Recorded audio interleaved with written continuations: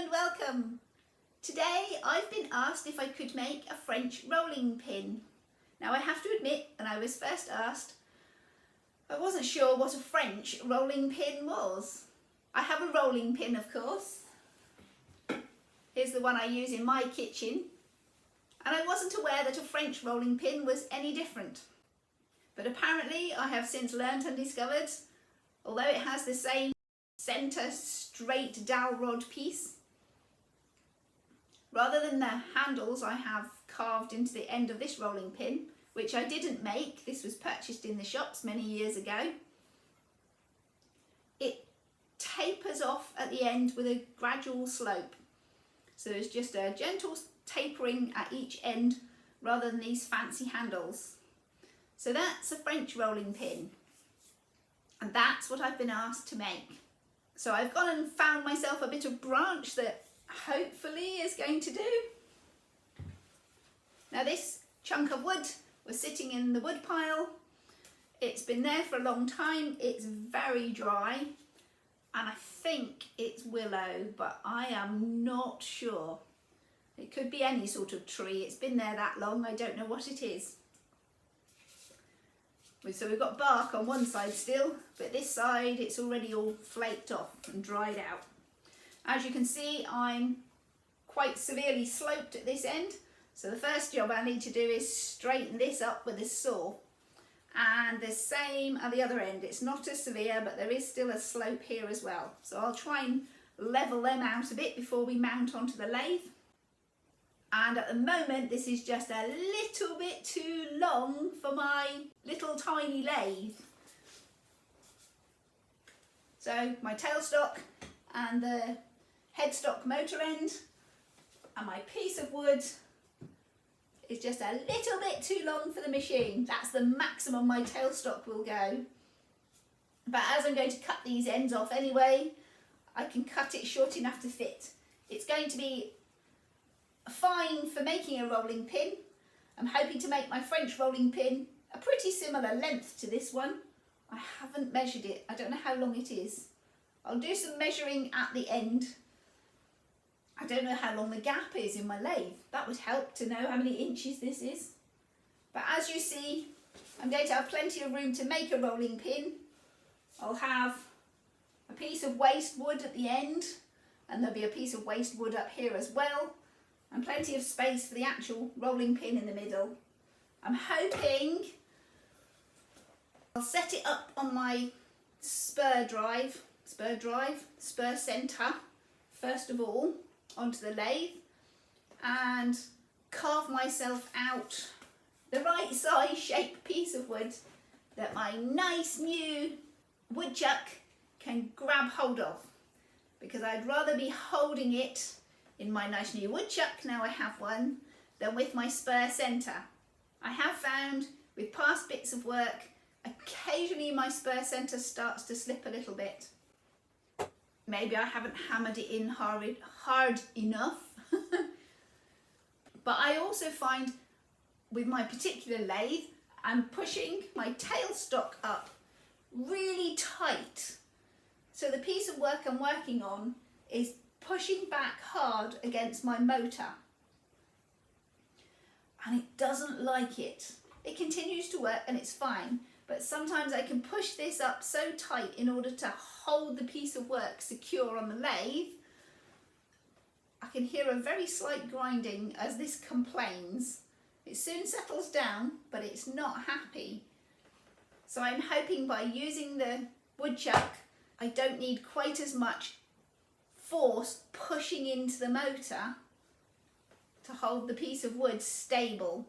The woodchuck's going to be grabbing onto it nice and tight, and it won't be any risk of spinning and twisting.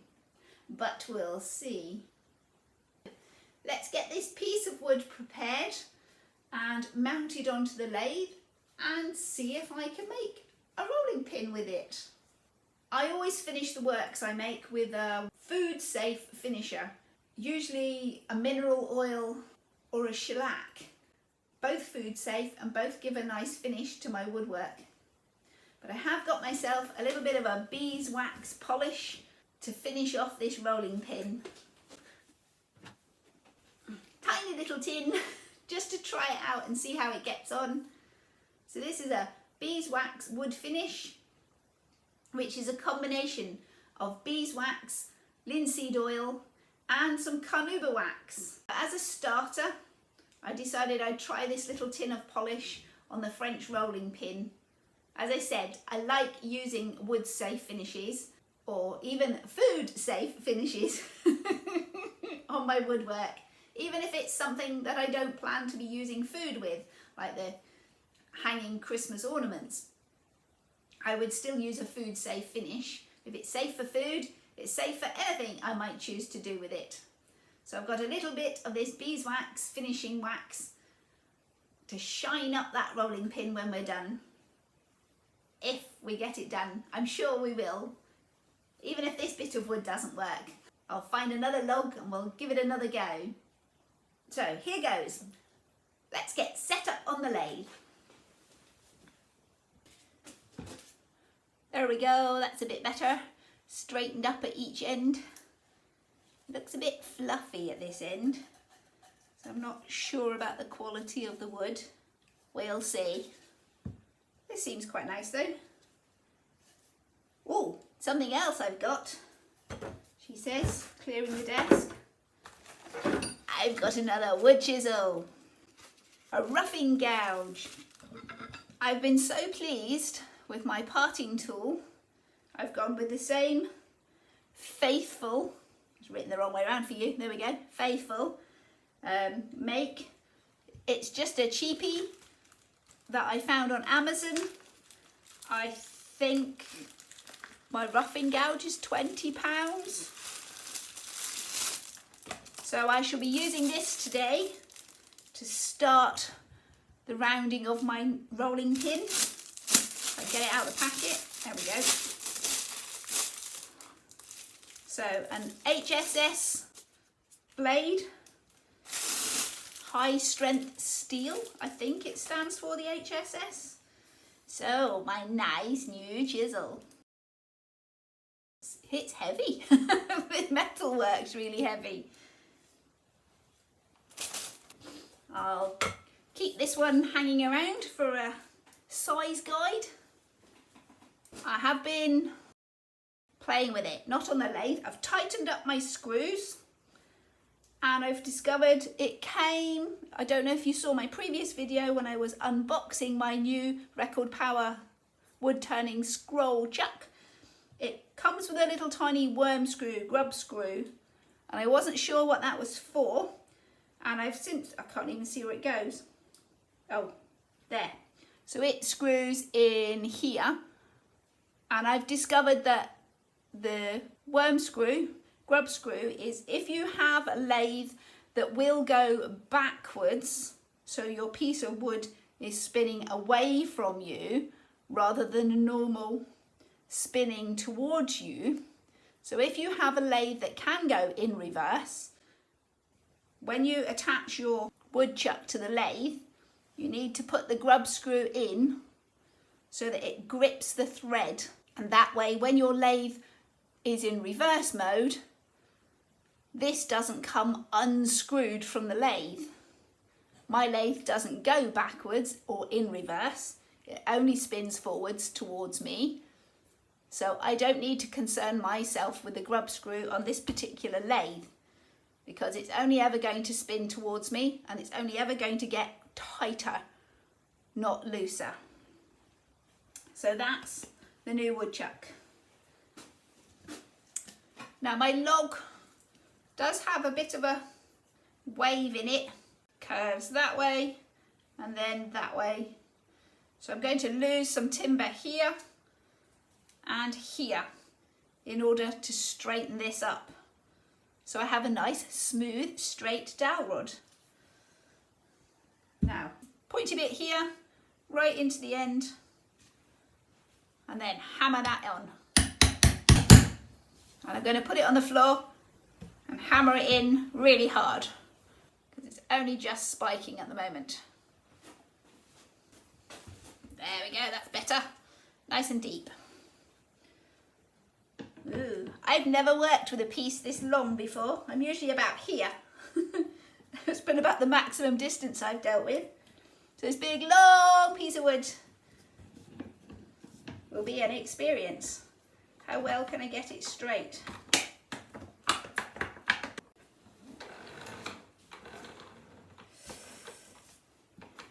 That S shape is looking really noticeable to me now. I don't know if it'll be fat enough once we end up actually taking that out and this out. Will I have a fat enough piece of wood? Let's try it and see. I'm going to open out the woodchuck to as big as it will go. And I know whatever I make needs to be smaller than that gap. There we go. So as long as I'll turn that in a bit. Perfect. I forgot I had this.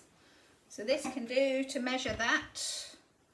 So as long as my piece of wood, well, that fitted.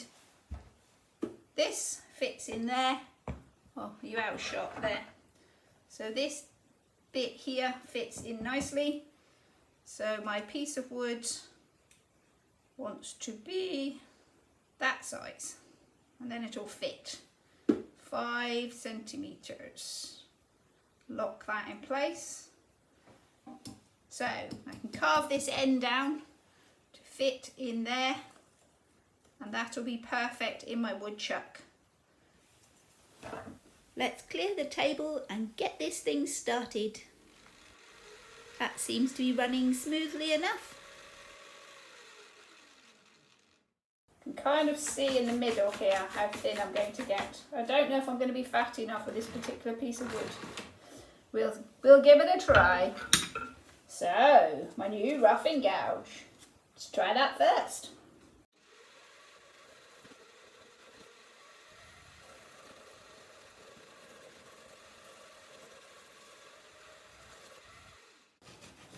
Very dry, chippy wood. Okay, let's take a bit of that bump out. That might help, because we're definitely bouncing around a little bit. And I don't know how sharp my gouge was when it arrived.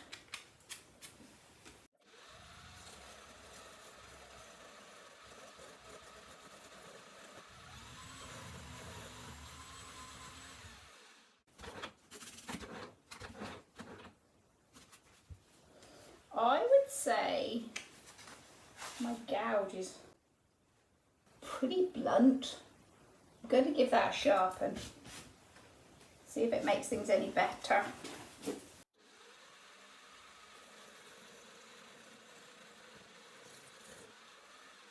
That instantly feels better when it's cutting better. Yes, we were definitely blunt.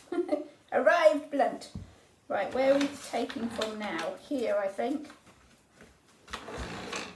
See if we can take this bit off.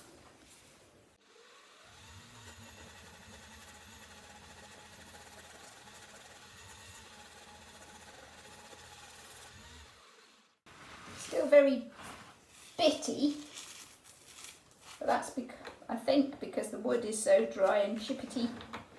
That's looking nice. Pleased with that compared to this rough start we had. So now a bit further along there. I'm also trying to keep the pressure, especially at this early stage, here in the centre of my tool rest, rather than out near the edges.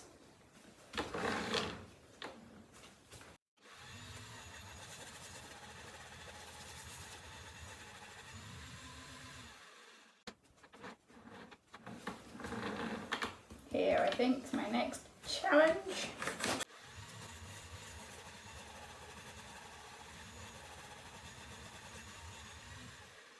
Lots of stopping and starting.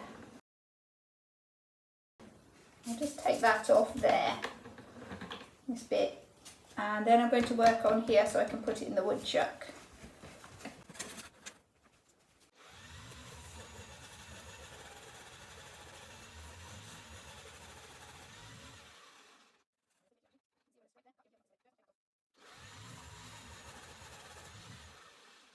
Let's do some work at this top end and get this ready to fit.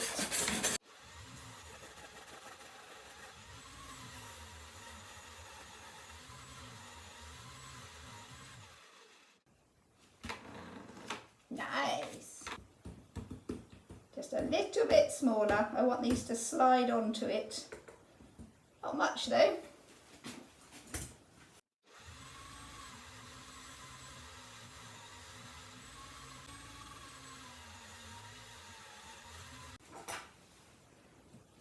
Yay! So that's going to house into my chuck nicely. So that's what I'm going to do next. Put the wood chuck on. So first my thread adapter, because this is a don't know what thread. Not nice. To my 1 inch, 8 threads per inch adapter. So lock that onto the lathe.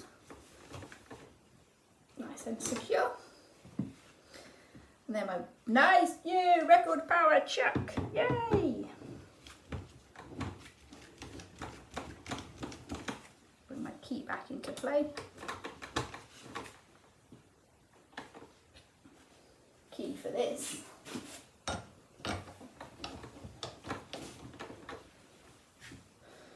My piece of wood. Oh.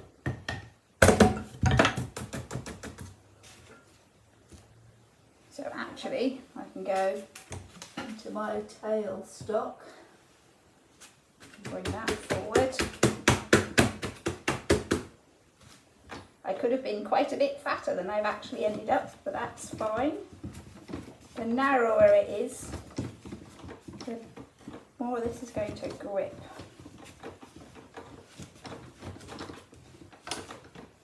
Nice. Grab that piece of wood. Yes. That's not going anywhere. Love it. Put away the tools, tighten up the tailstock, and we should be ready to start again. First run with a new woodchuck. Still lots of stopping and starting though, as I move my tool rest up and down this long piece of wood and decide which part I want to carve into next to try and make it as smooth and straight as possible. I'm loving this new roughing gouge. It's working really nicely now I've sharpened it. Have to say I was a little surprised it arrived so dull. Unusual, my previous chisels have been very sharp when they first come out the packet. Lots of stopping and starting. Now I need to get past this bar so we have a full sheet of wood. That's a big curve. I think this might be my problem. I don't know, I've got it on both sides. What depth I need to go to take that out. And how thin will that be? Is it worth carrying on? So now I'm going to concentrate on this little area just to clear the bark so I can see how thin my final rolling pin is going to be. Still got bark. Okay, a bit further.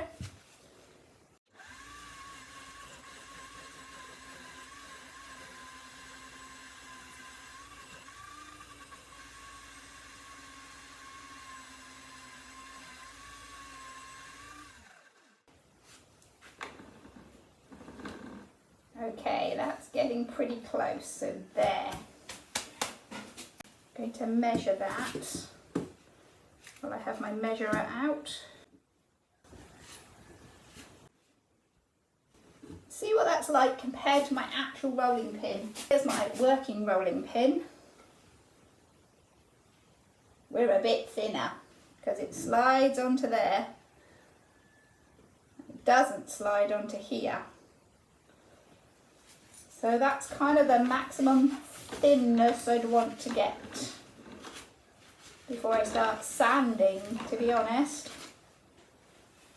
So this bit of branch might not be up to the job. Let's see if I can bring the rest of it down to that level and see how we look.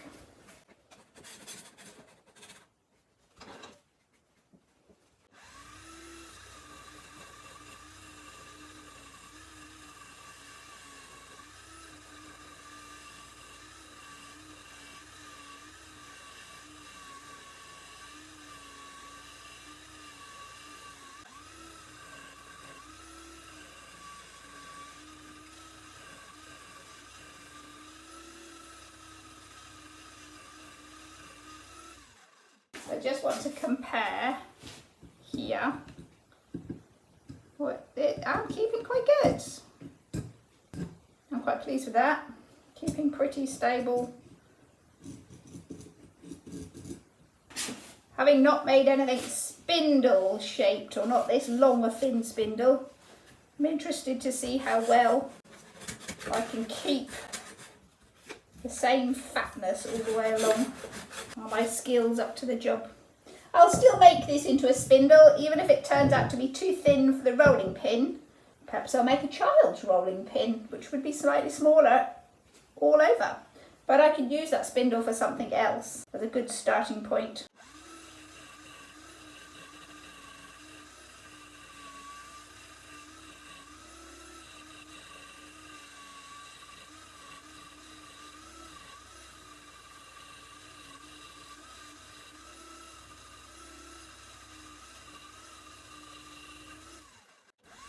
Here I've changed from my roughing gouge into my spindle gouge. While I'm actually carving a spindle, perhaps I should be using my spindle gouge. Time for a quick hoover. My banjo's obviously getting stuck in its running track, so I'll hoover up all that loose sawdust. Back in with the roughing gouge again. I'm really liking it. It's working ever so well now it's good and sharp.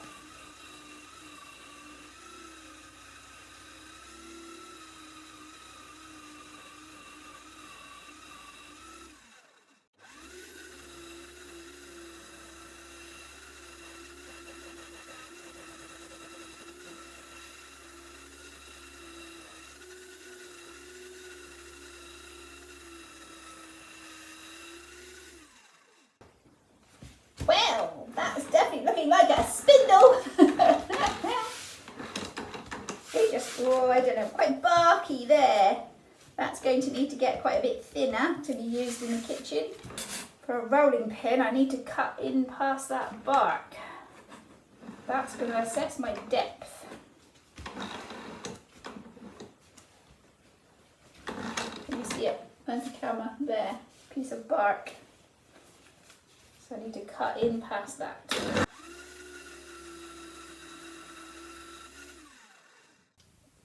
Thankfully I didn't have to go too deep to pass that piece of bark, but now I'll have to make everything a little bit thinner.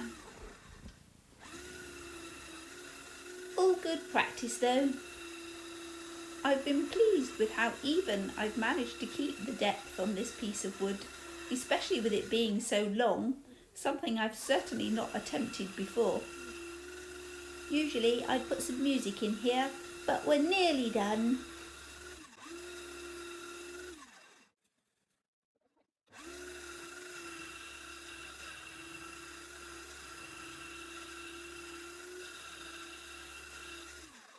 Now I do know that whatever length I end up at, my end pieces are going to get narrower as I taper them away. But keeping this spindle the same length all the way along, the same width all the way along, is actually very good practice for me because it's something I haven't done before. Ooh, it passes there, my thin point. Did up here as well. So that bit there is a little bit fatter, but not much. And I think I'd like to do that with some sandpaper at the moment because I'm not very good. A little bit more off here and we'll be looking good for me.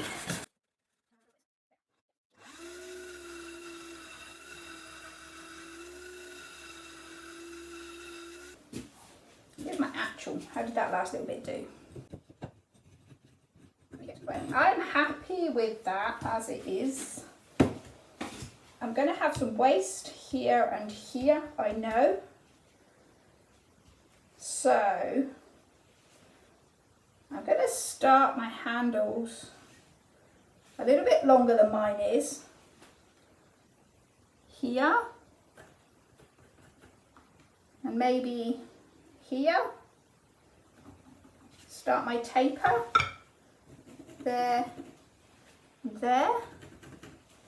Start tapering out. I'm not sure I can always make my tapers Can I? Yes, I can. I can make them longer.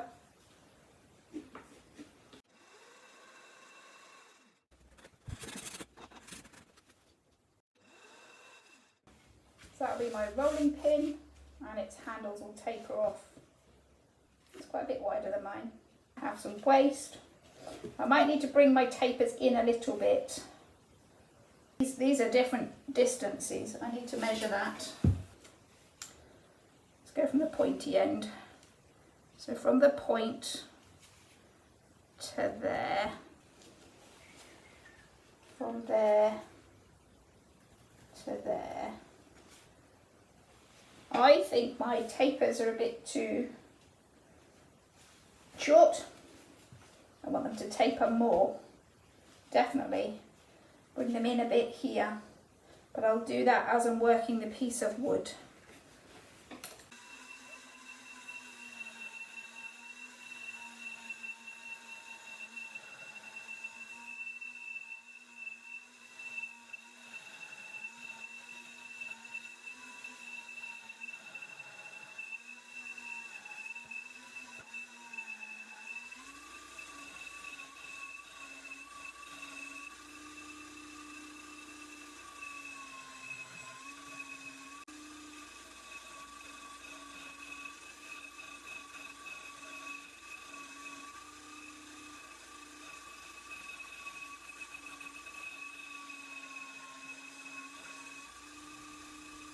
Swapping between my parting tool and my skew chisel just to get close to this end and give myself the right sort of angle that I'm looking for. I also want to measure, what do I taper to?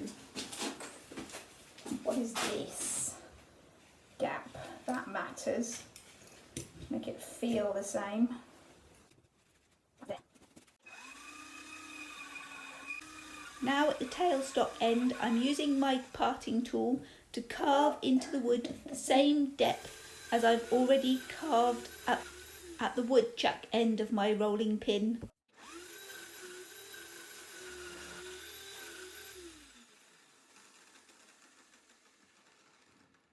Perfect. So now I know how narrow, if that fits, this fits there, slots over it, and it fits on there. I don't know how well you can see, but it does, there's no give. That's tight. That's perfect.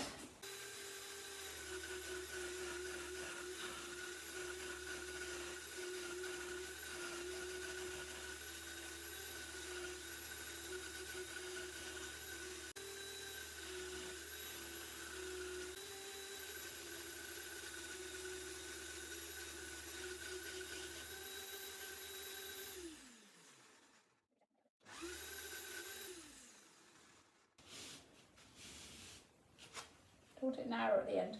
I want this a bit narrower at the end and a slightly deeper taper. So using my parting tool and measuring gauge to mark up the depth on both of these ends. Then tapering both ends to meet the new depth mark.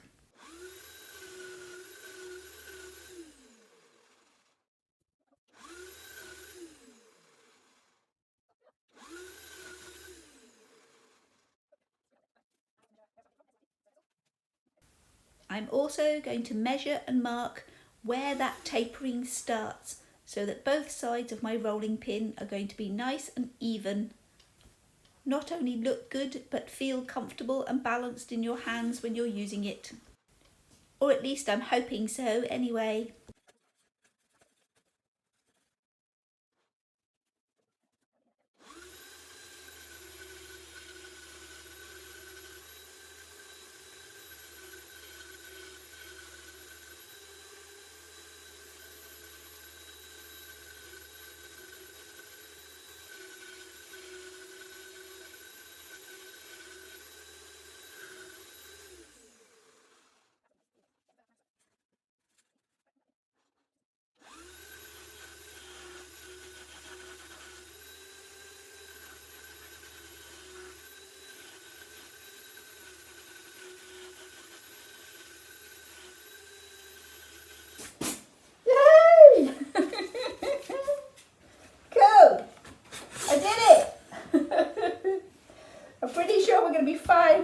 going in. I'm going to sandpaper this and rub my beeswax polish into it. It's a little thinner than I wanted, but it still feels good and rolling pinny. I like it. That's got some pretty wood marks as well. Definitely willow. I recognise this spalting. Rolling it backwards, goes this way. Yay! I'm going to start with a bit of very well used 120. And I've got a 220 here for polishing up. What I want to do when I'm sanding is to wrap this around my present rolling pin. I can guarantee I'm getting a very straight edge on my new rolling pin.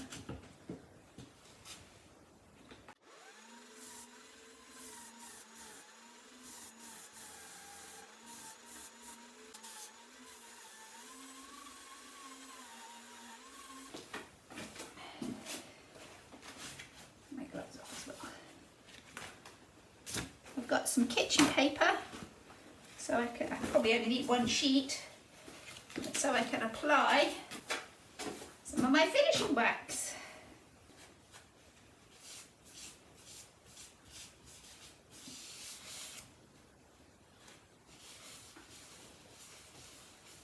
Rub some of the wax in, and then we'll get it spinning and warm this up and get it soaking into the wood.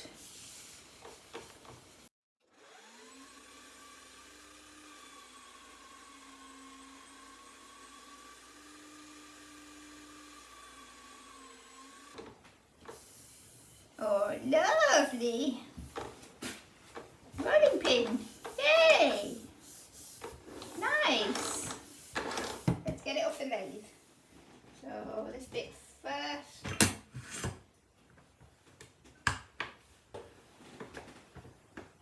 Holding onto it. That's holding onto it. My woodchuck got it. Chucky.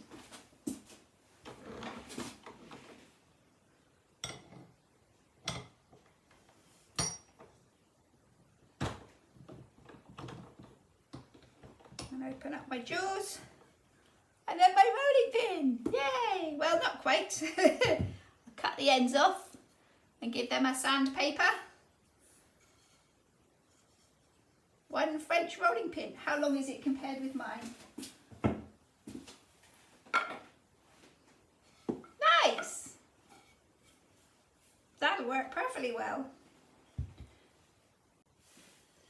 Here she is, all tidied up and finished off. My beautiful French rolling pin. Well, not my beautiful French rolling pin. This is a gift for a friend who asked if I would be able to make one. And apparently I can. I always start these wood turning projects a little nervous and apprehensive and not at all confident I'll be able to complete the intended project. So it's always a great thrill when something works. So out of interest, I've got my ruler at hand. Which way round? That way for you. There. So this particular rolling pin is 19 inches from end to end, which is 48.5 centimetres. And I've got my other measure. I've measured the centre, so my fattest part is 4.2 centimetres. I don't know what that is in inches. And the narrow, I've tapered off, is 2.2 centimetres. So I've basically gone from 4 centimetres down to 2 centimetres. So quite a reduction. It doesn't look that much. I don't know what this distance is here. Let's have a look.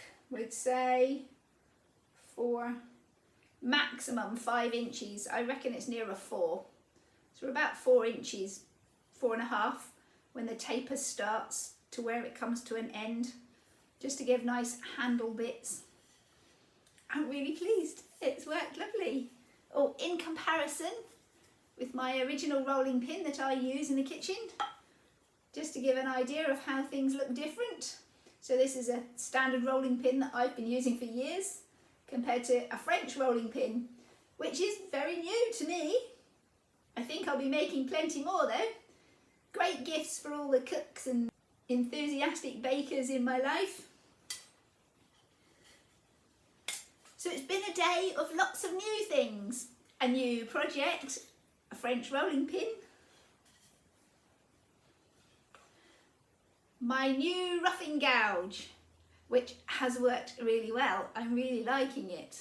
It's very heavy and I like that weight. It feels nice when I'm using it. So a nice new roughing gouge today. I've trialled some new finishing wax. It's a beeswax, canuba wax and linseed oil mix. It just says beeswax polish, though on the list of ingredients it does have the linseed oil and the canuba wax, which was unexpected.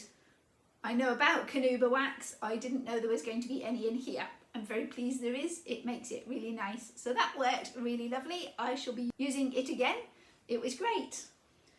And of course, not forgetting my new woodchuck. Oh, where is it? Can we see it there? This worked lovely. It held on to that big long spindle very securely. And my little cheapy lathe. Oh, that's a better way to show it there.